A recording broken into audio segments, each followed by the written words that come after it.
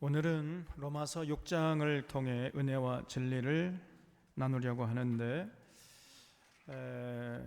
5장까지의 내용을 잠깐 요약을 하면 바울은 유대인이나 이방인이나 할 것 없이 모든 사람들이 죄를 범해서 하나님의 영광에 이르지 못한다고 했습니다. 그래서 하나님께서 예수님을 화목제물로 삼으셔서 우리의 모든 죄를 용서하시고 이제 하나님의 백성으로 삼을 수 있는 그 길을 열어놓으셨다는 거예요. 그래서 이제는 각자가 이런 하나님의 사랑을 믿음으로 받아들일 때 그 믿음을 보시고 하나님이 우리를 의롭게 여기신다고 그랬어요. 그러면 이제 그 사람은 비로소 하나님과 화평을 누리면서 살게 되는데 바울은 이것을 생명 안에서 왕노릇하게 되었다 이렇게 표현을 한 것입니다. 이렇게 하나님과 화평을 누리면서 생명 안에서 왕노릇하면서 살아갈 때 우리는 때때로 갈등에 빠지게 돼요. 생각보다 우리의 죄의 뿌리가 깊어서 여전히 예수 믿기 전의 모습으로 살아가는 이런 삶의 모습을 발견하기 때문입니다. 우리가 하나님과 화평을 누리지만은 동시에 여전히 과거의 죄의 권세 아래 휘둘리는 자신을 발견하잖아요. 이것이 하나님과 화평을 누리는 자들의 현실적인 모습이고, 그래서 우리가 때때로 갈등하게 되는 것입니다.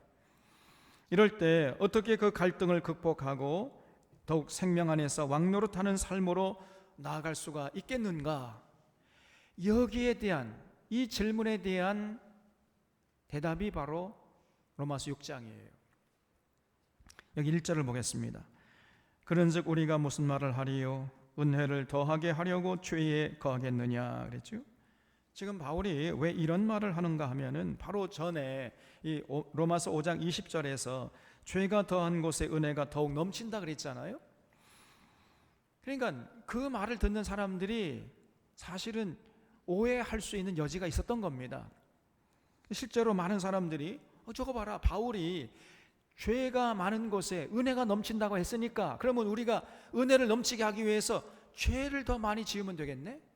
그러면 지금 바울이 은혜를 더 넘치게 하기 위해서 죄를 더 많이 지으라고 하는 거나 똑같은 거야. 이런 식으로 오해를 했던 거예요. 바울의 말은 그게 아니었잖아요. 그런데 사실 이 바울의 말에 오해할 수 있는 여지가 있었어요. 그래서 지금 바울이 그런 오해를 풀기 위해서 하는 말이었던 것입니다. 죄가 많은 곳에 은혜가 넘치는 것은 사실이지만은 그렇다고 해서 그러면 은혜를 넘치게 하기 위해서 죄를 더 많이 짓자? 그거는 있을 수가 없다는 거예요. 예수님도 500데나리온 빚진 사람과 50데나리온 빚진 사람이 탕감받았을 때 그 둘 중에서 누가 더 감사하겠느냐 이렇게 물었지요? 여러분, 누가 더 감사하겠습니까?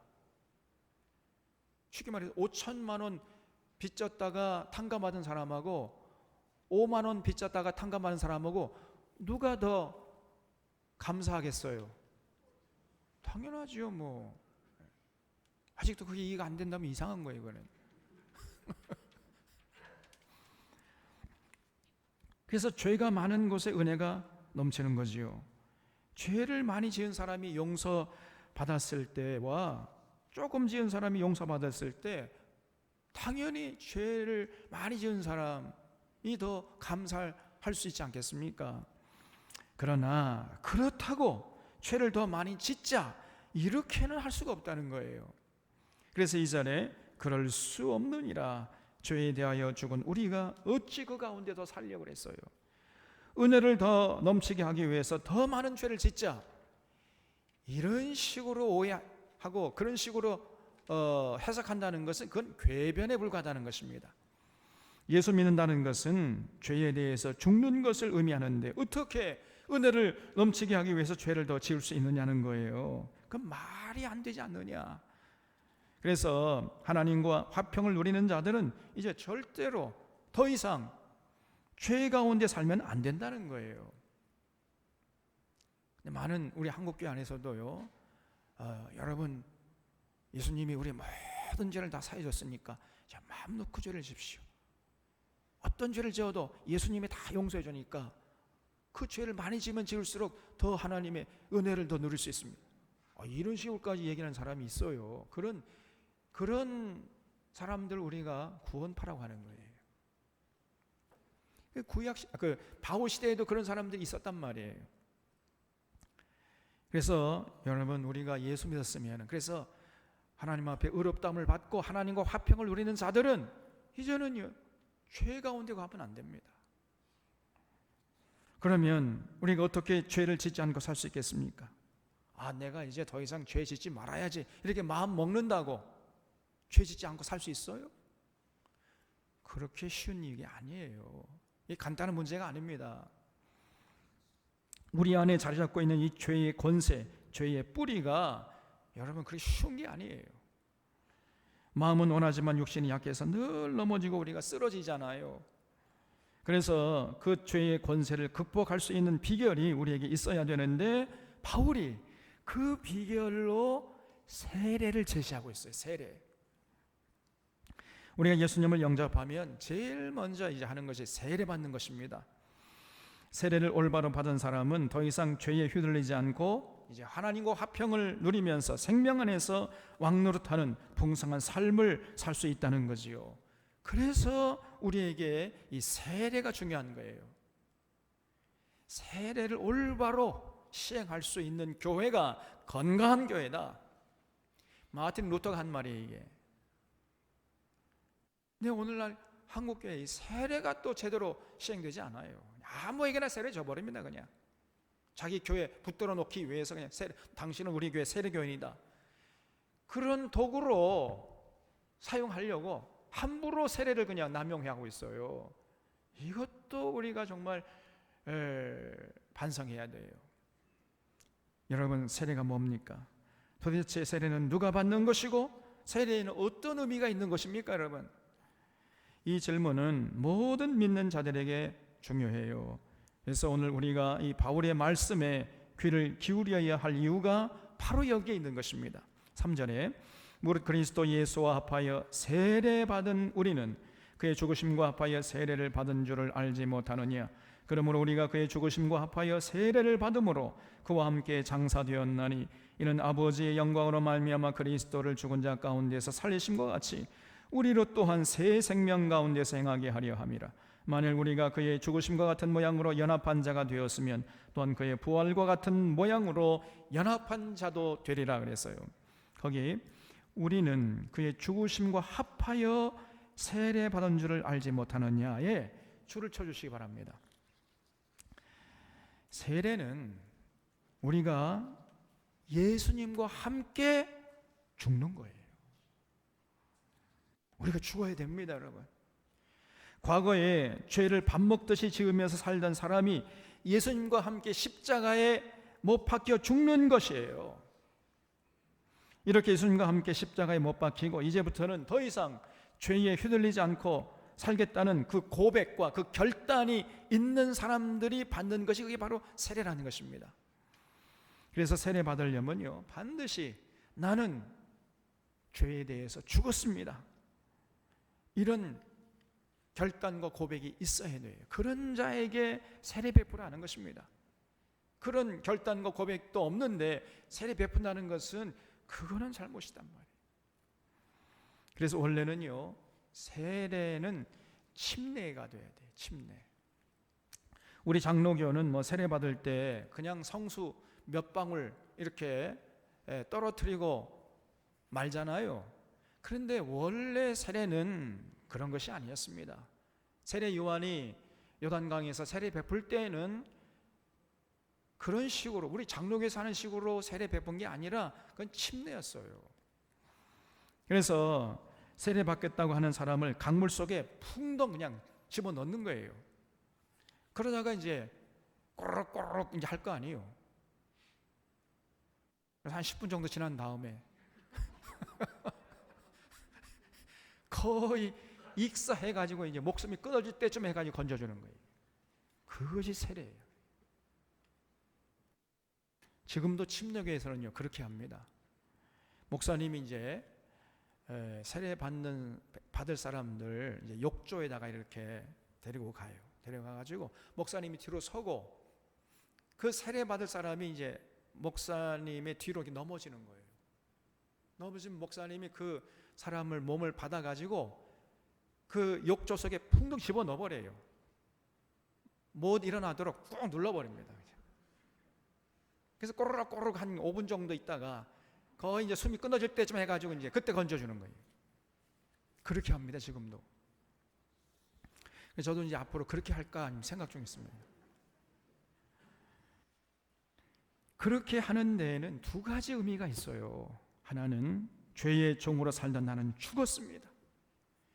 예수님이 십자가에 못 박혀 죽으셨듯이 죄와 더불어 살던 나도 그리스도와 함께 이제 완전히 죽었습니다.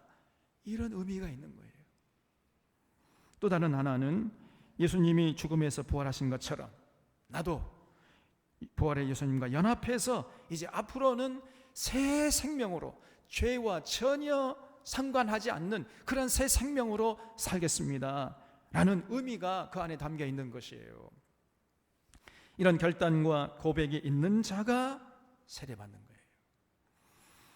그렇게 세례받은 자가 어떻게 다시 은혜를 넘치게 하려고 죄에 거할 수 있겠느냐, 이렇게 지금 바울이 반문하는 것이죠. 6절에 우리가 알거니와 우리 옛사람이 예수와 함께 십자가에 못 박힌 것은 죄의 몸이 죽어 다시는 우리가 죄에게 종노릇하지 아니하려 함이니 그랬죠. 바로 이것이 세례의 의미인 것입니다. 거기 죄의 몸이 죽어 다시는 우리가 죄에게 종노릇하지 아니하려 함이니 줄을 쳐주시기 바랍니다. 지금 바울은 우리 옛사람이, 다시 말해 예수 믿기 전에 사람이 십자가에 예수님과 함께 못 박혔다고 하고 있잖아요. 사실 우리가 예수님과 함께 십자가에 못 박힌 적이 있습니까? 우리가 예수님 좌우편에 있던 강도입니까? 아니잖아요. 우리가 예수님과 함께 십자가에 못 박힌 적이 없잖아요. 그런데 바울은 우리가 예수님과 함께 십자가에 못 박혔다고 지금 이렇게 선포하고 있는 겁니다. 그래서 이 바울의 말은 우리의 육신이 십자가에 못 박혔다는 말이 아니고 그동안 습관적으로 행하던 죄에 대해서 우리가 죽었다는 거예요. 그러면 우리가 왜 죄에 대해서 죽어야만 하겠습니까, 여러분? 그 이유는 우리가 죄에 대해서 죽어야 죄의 종노릇 하지 않을 수 있기 때문이에요. 여러분, 죽은 자의 특징이 뭡니까? 여러분, 이 생명이 떠난, 이 영혼이 떠난 그 죽은 자 몸을 아무리 가서 깨우려고 해봐요. 반응합니까? 아무리 찔러대봐요. 칼로 반응합니까? 안 합니까? 안 하죠. 그러니까 죽은 거지요. 죽은 자는 아무리 찔러대도 반응하지 않는 거예요. 마찬가지로 우리가 죄에 대해서 죽어야 할 이유가 뭐냐? 죄가 아무리 우리를 유혹하고 위협한다 할지라도 거기에 반응하지 않고 대응하지 않기 위해서 우리가 죄에 대해서 죽어야 된단 말이에요. 죄에 대해서 죽으면 죄에 반응하지 않을 수가 있잖아요. 이솝 우화에 보면은 두 사람이 산길을 가다가 곰을 만났습니다.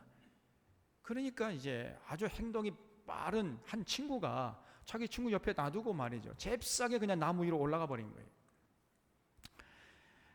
그런 한 친구는 미적미적거리다가 미처 피하지 못하고 곰과 정면으로 마주치고 말았다는 거예요. 그때 이제 그는 그 재치를 발휘해가지고 그냥 순간적으로 그냥 엎드려가지고 죽은 척 했습니다. 아무리 곰이 다가와가지고 킁킁거려서 자기를 잡아먹으려고 해도 절대로 반응하지 않고 죽은 척하고 이렇게 있었다는 거예요. 그러니까 곰이 이렇게 킁킁거리다가 아이고 죽었구나, 전혀 반응이 없으니까 죽은 줄 알고 가버린 거예요. 이런 이솝 우화는 친구의 우정에 대한 교훈을 주고자 한 거죠. 위급할 때 친구를 버리고 도망가는 것은 진정한 우정이 아니라는 것을 가르치고 있습니다만은 또 다른 측면에서 아주 중요한 진리를 담고 있습니다. 죽은 자는 아무런 반응을 보이지 않는다는 거예요.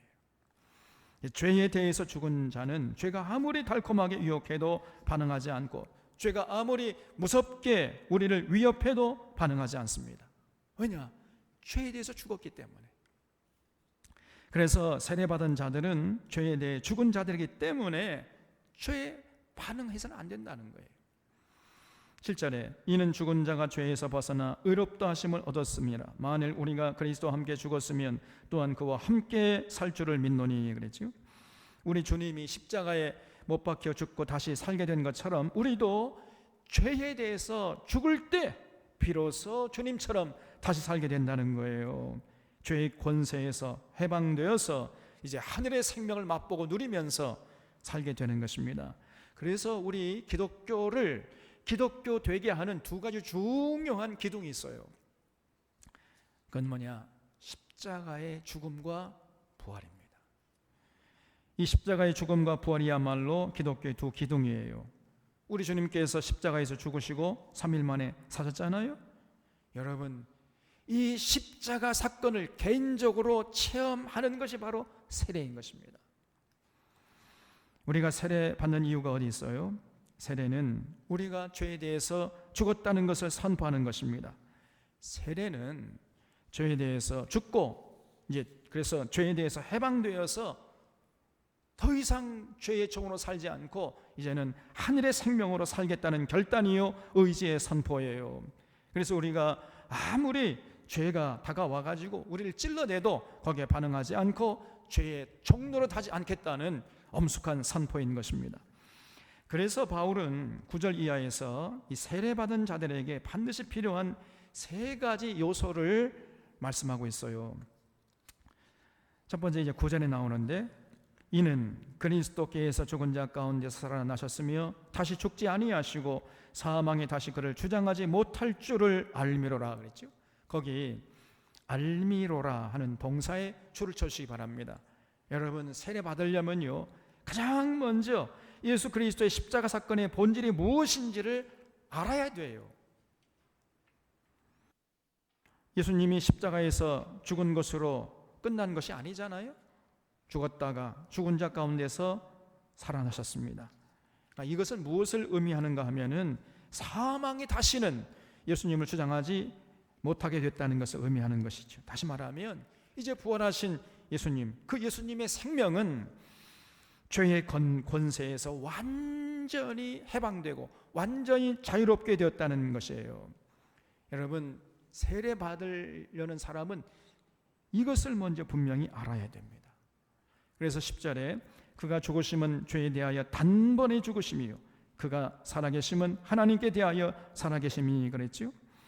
우리 주님이 여러분 십자가에 죽으셨잖아요. 왜 죽으셨습니까? 능력이 모자라서 죽으셨습니까? 힘이 부족했기 때문에 죽었습니까? 아니면 죄가 많아서 십자가에 죽었습니까? 도대체 예수님이 그 하나님의 아들 되시는 죽은 자도 살리시는 그 능력의 예수님이 왜 십자가에서 그렇게 죽으신 거예요? 그것은 예수님이 죄에 대해서 죽었기 때문이란 말이에요. 우리 주님의 십자가는 주님이 죄에 대해서 죽었다는 분명한 증거를 우리에게 보여주고 있는 것입니다. 예수님이 죄에 대해서 죽지 않았으면 예수님은 절대로 십자가에서 죽지 않았을 것입니다. 우리 주님은 하나님의 뜻에 절대적으로 순종하셨잖아요. 그런데 돌아오는 것은 멸시와 천대뿐이었어요. 그래도 예수님은 개의치 않았습니다. 당시 유대교 지도자들은 예수님을 향해서 이를 갈았습니다. 예수님 보기만 하면 얼굴이 불그락불락하면 저놈의 새끼자 신성 모독죄다 그러면서 예수님을 잡아 죽이려고 이를 갈았어요. 그러면서 달려들어 핍박을 했지만은 예수님은요 거기에 대해서 전혀 반응하지 않았습니다. 그냥 묵묵하게 그들의 모든 조롱과 핍박을 온몸으로 그냥 감내 버리셨어요. 왜 그래요? 예수님이 죄에 대해서 죽으셨기 때문에 전혀 반응하지 않은 것입니다. 이사야서 53장 7절에 보면 우리 주님의 삶을 이렇게 이사야가 예언하고 있어요. 그가 곤욕을 당하여 괴로울 때에도 그 입을 열지 아니하였음이며 마치 도수장으로 끌려가는 어린 양과 털 깎는 자 앞에 잠잠한 양같이 그의 입을 열지 아니하였도다 그랬습니다. 제가 젊었을 때 이 구절을 읽으면서 도대체가 이해가 안 됐어요. 아니 우리 주님이 왜 도살할 양같이 끌려가면서 그냥 잠잠하고 입을 열지 않았을까? 예수님이 벙어리였습니까? 벙어리도 아니었잖아요. 왜 그런데 가만히 계시냔 말이에요. 도대체가 어째서 항변하지 않았을까? 어째서 죽은 자도 살리시던 그 능력을 발휘해서 자기 자신을 스스로 구원하지 않았을까? 이해가 되지 않았어요. 그러나 나중에 우리 주님이 죄에 대해서 죽었기 때문이구나, 이 사실을 깨달은 것입니다. 대부분 사람들은요 어떻게 반응하죠? 아니 왜 나는 죄가 없는데 나를 이렇게 대하느냐, 나 억울하다, 이렇게 항변하잖아요. 그래도 안 되면은 그 자신을 핍박하는 사람을 향해서 일을 갑니다. 두고 보자, 이놈의 새끼 내가 가만두지 않겠다, 막박 일을 갈잖아요. 죄에 대해서 아직 죽지 않았기 때문입니다. 죄에 대해서 반응하는 거죠. 그런데 예수님은 죄에 대해서 죽으셨기 때문에 그냥 묵묵하게 때리면 맞고, 잡아가면 잡혀가고, 죽이면 죽고, 그렇게 했어요. 그냥 죄에 대해서 죽으셨기 때문입니다. 예수님께서 한 번은 이렇게 말씀했어요. 오른뺨을 치거든 왼편 뺨까지 돌려내라. 속옷을 달라거든 겉옷까지 벗어주라. 우리를 가자거든 심리를 가져오라. 원수를 사랑하고 핍박하는 자를 위해 기도해라. 이렇게 명령하셨어요. 명령입니다. 권면이 아니에요. 아니 뺨 맞은 것도 분한데 어떻게 다른 뺨까지 돌려낼 수 있습니까? 치라고. 자, 너 이거 졌어요. 이쪽 어떻게 그렇게 할 수 있습니까? 아니 속옷을 달라는데 겉옷까지 벗어주라고요? 오리를 가자는데 어떻게 심리를 가질 수 있겠습니까, 여러분? 어떻게 원수를 사랑하고 핍박하는 자를 위해서 기도할 수 있겠느냐 말이에요. 도저히 실천하기 어렵습니다, 이거는. 그러나 우리 주님은 분명히 그렇게 하라고 명령하셨어요. 명령입니다. 그래서 우리는 반드시 실천해야 돼요. 순종해야 됩니다. 그러면 우리가 이 예수님의 명령을 어떻게 받아들여야 하겠습니까? 어떻게 해야 우리가 이 예수님의 명령을 실천할 수가 있겠어요? 딱 한 가지밖에 없습니다. 우리가 죄에 대해서 죽어야 돼요.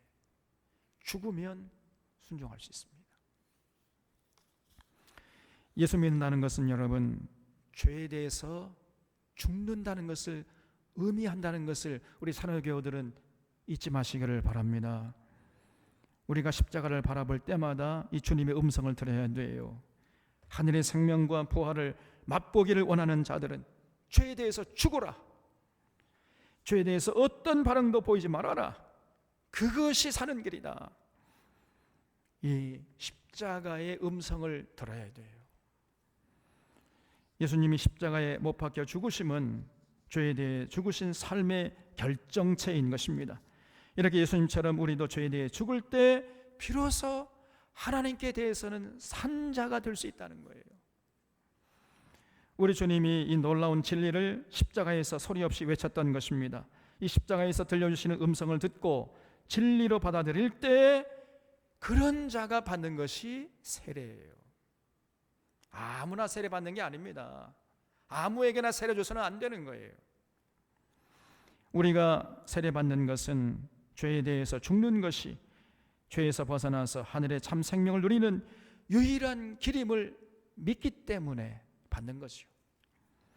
세례의 본질적인 의미가 바로 그것입니다. 세례는 우리가 죄에 대해서 죽었다는 것을 선포하는 거예요. 죄가 아무리 달콤하게 유혹하고 죄가 아무리 무섭게 위협해도 절대로 죄에 대해서 반응하지 않겠다는 선포인 것입니다. 그래서 우리에게 다가오는 죄에는 두 종류가 있어요. 하나는 솜사탕처럼 너무너무 달콤합니다.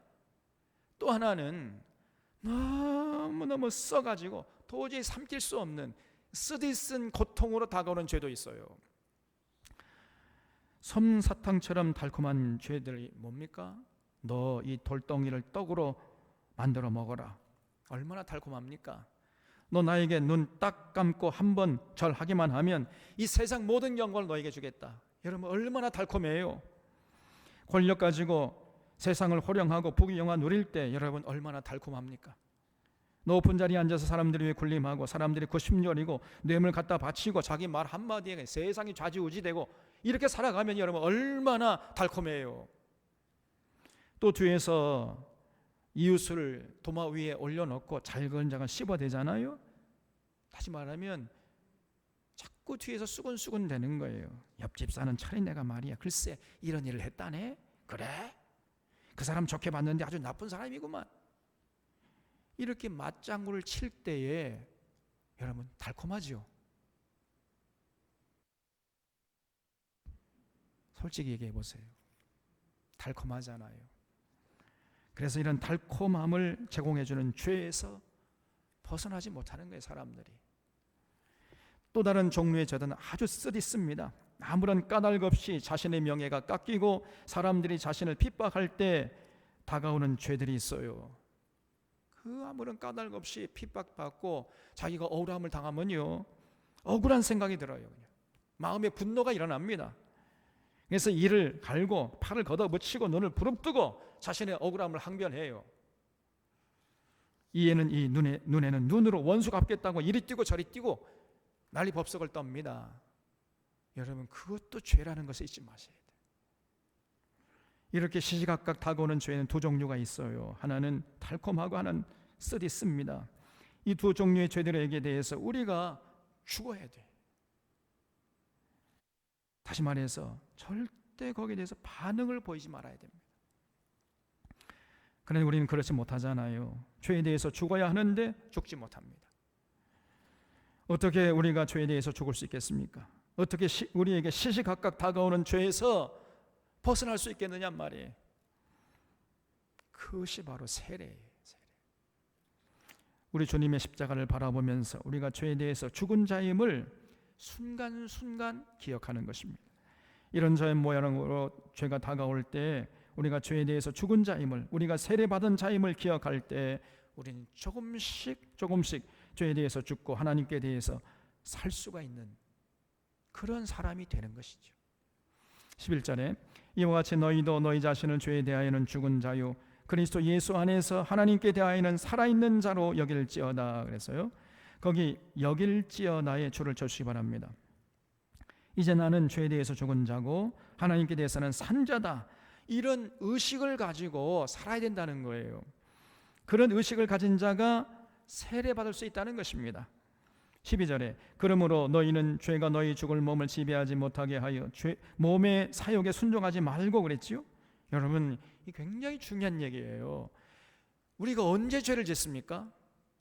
대부분의 죄는 몸의 사욕에 휘둘릴 때, 다시 말하면 이 살이 사욕에 순종할 때 죄를 짓게 됩니다. 우리가 몸의 사욕에 순종하면 우리는 절대로 죄에서 벗어날 수 없습니다. 언제나 이 사사로운 욕망, 이걸 사욕이라고 그러죠, 줄여서. 이 사욕 때문에 죄가 생겨요. 심지어 여러분 목사가 목회를 할 때에도 한 사람 한 사람을 하나님 앞으로 인도하고 진리 위에 세울 목적으로 목회하는 것이 아니고 그저 자기 목회 성공을 위해서 목회한다면은 그러면 그 목회 자체가 그러면 죄입니다, 여러분. 목사라고 해서 죄를 짓지 않는 그런 거 아니에요. 목회에 성공하겠다고 하면 수단 방법 가리지 않고 성장을 추구할 때 정말 그 목회는 위험한 것이에요. 그런 목회자는 언제나 죄가 그 목회자를 지배하는 것입니다. 그래서 세례 받으려면 나는 절대로 살이 사욕, 이 사욕에 휘둘리지 않겠습니다. 이 몸의 사욕에 대해서 나는 절대로 휘둘리지 않고 살겠습니다. 나는 이 몸의 사욕에 대해 죽은 자입니다 라고 고백할 수 있어야 그런 자가 세례받을 수 있단 말이에요. 13절에 또한 너희 지체를 불의의 무기로 죄에게 내주지 말고 오직 너희 자신을 죽은 자 가운데서 다시 살아난 자같이 하나님께 드리며 너희 지체를 의의 무기로 하나님께 드리라 그랬죠. 거기 드리라의 줄을 쳐주시기 바랍니다. 이렇게 자신을 더 이상 불의의 무기로 죄에게 내주지 않고 자신을 의의 무기로 하나님께 드리겠다고 결단한 사람들이 받는 것이 세례라는 거예요.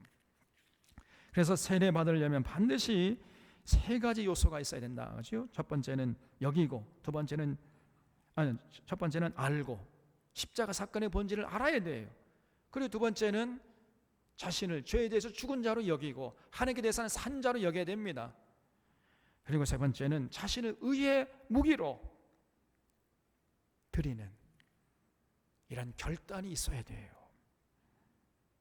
이렇게 결단한 사람이 받는 것이 세례인 것입니다. 이렇게 세례받고 그런 다음에 이제 세례 받은 자임을 자기가 스스로 끊임없이 반추하는 거예요. 그렇지, 내가 세례받은 자지, 내가 그리스도와 연합한 자지, 이렇게 자신의 정체성을 끊임없이 확인하는 것입니다. 그럴 때 우리가 우리 안에 뿌리 깊은 이 죄성을 극복하고, 그러면 그럴수록 하늘의 생명이 풍성해지면서 생명 안에서 왕노릇하는 삶을 살아갈 수 있는 것이에요. 제가 한 번은 동방정교회의 예배를 참관할 기회가 있었습니다. 제가 신대원 졸업하고 또 대학원을 다녔거든요. 그 대학원 다닐 때 제가 목회와 설교라는 걸 제가 전공을 했는데, 그 목회와 설교 전공할 때 타 교단에 가서 예배드리고 레포트를 제출하라, 그런 이제 과목이 있었어요. 그래서 제가 동방정교회 가서 예배 드렸던 적이 있는데, 서울의 아현동에 가면은 성 니콜라스 교회라는 동방정교회가 있어요. 이 동방정교회는 2000년의 전통을 고스란히 간직하고 있는 그런 교단이라는 자부심이 대단합니다. 그러니까 초대교회로부터 지금까지 단 한 번도 자신들은 뭐 변질되거나 퇴색되지 않았다는 거예요. 그래서 자기들이 정통이라는 겁니다. 그래서 정교회예요. Eastern Orthodox Church라고 그래요. 동방 정통교회다, 우리가 진짜 정통이다, 이런 자긍심이 그들에게 있어요. 그래서 여러분, 거기 가면요, 지금도 성소와 지성소를 나누고 있습니다.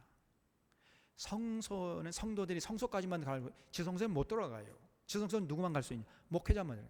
그 사람들은 사제라고 그래요. 사제만 들어갈 수 있습니다. 예배 드릴 때에도요, 이 사제가 지성소에 들어가서 나오질 않아요. 그러니까 성소에 있는 성도들은 그냥 사제가 나올 때까지 그냥 기다리고 있어요. 근데 예배를 몇 시간 드리느냐? 여러분 놀라지 마세요. 몇 시간 드려요? 30분이 아니라 3시간입니다. 3시간 드려요. 그것도 앉아서 드리는 거, 여러분처럼 이렇게 편하게 앉아 드리는 게 아니라 서서 3시간 드려요. 그래서 절대 여러분 우리 교회 예배 시간 길다고 불평하면 안 됩니다. 이 사람은 3시간 서서 예배 드린다니까. 거기 가보세요.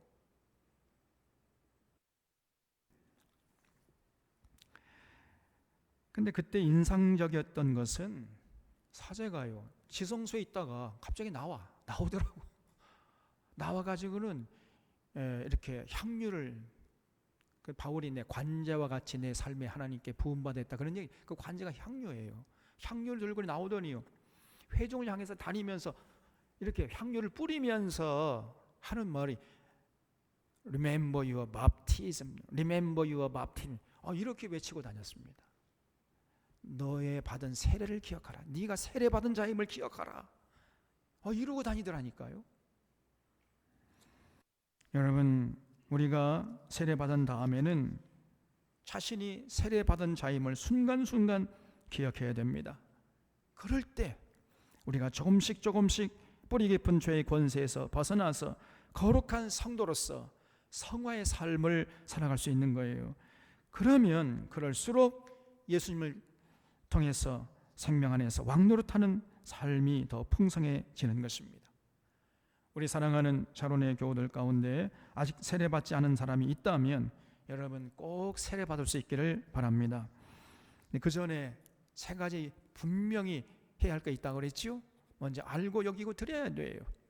예수님께서 우리의 죄를 지으시고 십자가에서 죽으시고 부활하셨음을 확실히 알고 믿을 수 있어야 됩니다. 그리고 자신을 이제 죄에 대해서 죽은 자요, 하나님께 대해서는 산 자로 여길 수 있어야 돼요. 스스로를. 그리고 아무리 그래서 죄가 달콤하게 속삭여도 나는 이제 죄의 종노릇하는 자가 아님을 선포할 수 있어야 됩니다. 그리고 하나님이 기뻐하시는 일이라면 누구보다 앞장서는 거예요. 이렇게 자신을 의의 무기로 드리기로 결단한 사람들이 세례받을 수 있단 말이에요. 우리 사랑하는 사랑하는 교도 중에 아직 세례받지 않은 사람이 있다면 이렇게 결단하고 이번에 세례받을 기회가 있으면 세례받을 수 있기를 바랍니다. 그리고 이미 세례받은 자들은 세례의 참 의미가 무엇인지 확실히 해야 돼요. 내가 죄에 대해서 죽고 하나님께 대해서 산 자임을 잊지 말고 자신을 의의 무기로 드리려는 자세를 결코 잊지 마시기를 바랍니다. 14절에 죄가 너희를 주장하지 못하리니 이는 너희가 법 아래 있지 아니하고 은혜 아래 있음이라. 그런즉 어찌하리요? 우리가 법 아래 있지 아니하고 은혜 아래 있으니 죄를 지으리요? 그럴 수 없느니라. 너희 자신을 종으로 내주어 누구에게 순종하든지 그 순종함을 받는 자의 종이 되는 줄을 너희가 알지 못하느냐? 혹은 죄의 종으로 사망에 이르고 혹은 순종의 종으로 의에 이르느니라. 그래서요, 여러분, 우리가요 죄를 언제나 반복하고 죄가 우리를 주관하게 되면 우리는 어쩔 수 없이 죄의 종이 되는 것입니다. 그러면 결국 죄의 삭신, 사망을 맛보고 누리면서 살아가는 불행한 인생이 되고 말아요. 아무리 몸부림치고 발버둥 쳐도 그 죄의 사슬에서 벗어날 수가 없는 것입니다. 그래서 하나님의 은혜와 진리가 우리 인생을 주장하느냐, 아니면 죄가 우리를 주장해서 여전히 사리사욕을 쫓아 살아가느냐, 이 둘 중에 하나를 우리가 선택해야 돼요. 제3의 경우는 없습니다. 그래서 절대로 죄가 우리를 주장하지 못하게 해야 됩니다. 왜냐하면 우리는 더 이상 죄 아래 있는 자들이 아니고 은혜 아래 있는 자들이기 때문이에요.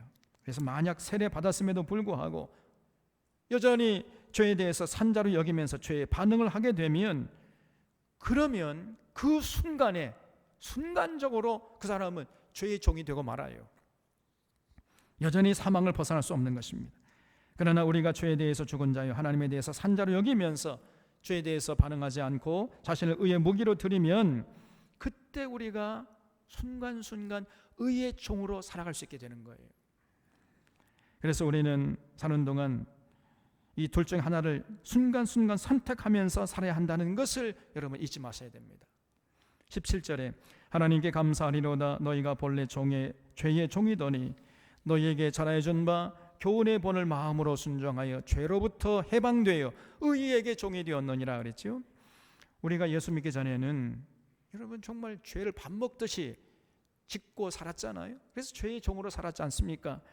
그러나 세례가 무엇인지 확실히 알고 죄에 대해서 죽은 자의 하나님께 대해서는 산자로 여기면서 순간순간 하나님의 기뻐하시는 뜻을 받들으면서 의의 무기로 하나님께 드리면 우리는 더 이상 죄의 종이 아니라 의의 종으로 사는 것입니다. 여러분, 우리가 그렇게 살게 됐잖아요. 이게 얼마나 감사한 일인지 알 수가 없는 것입니다. 우리가 전에는 날만 새기만 하면 죄의 종으로 살던 존재였는데 이제는 죄의 권세에서 벗어날 수 있는 내적인 힘을 갖게 된 거예요. 이거는 말로 형용할 수 없는 은혜요. 그래서 감사해야 되는 것이죠. 19절에 너희 육신이 연약함으로 내가 사람이 예대로 말하노니 전에 너희가 너희 지체를 부정과 불법에 내주어 불법에 이른 것 같이 이제는 너희 지체를 의에게 종으로 내주어 거룩함에 이르라 그랬어요. 이르라는 것이 명령이죠. 이거는. 그래서 바울이 우리의 의지로 순간순간 죄의 종과 의의 종 사이에서 우리가 선택해야 한다는 것을 지금 강조하고 있는 것입니다. 이것이 하나님과 화평을 누리는 성도들이 해야 할 책임이에요. 우리가 선택하고 우리가 책임지는 것입니다. 누가 해주는 게 아니에요. 우리가 선택하고 둘 중에 하나 우리가 선택해야 돼요. 그리고 그에 대한 책임을 우리가 지는 것입니다. 우리는 끊임없이 이 두 가지 길에서 선택해야 돼요. 죄에 반응해서 죄의 종으로 살 것인지 아니면 의에 반응해서 의의 종으로 살 것인지, 이 둘 중에 하나를 우리의 인격과 우리의 전 존재를 다 동원해서 선택하고 우리가 책임져야 돼요. 20절에 너희가 죄의 종이 되었을 때에는 의에 대하여 자유로웠느니라. 너희가 그때에 무슨 열매를 얻었느냐. 이제는 너희가 그 일을 부끄러워하나니 이는 그 마지막이 사망이라.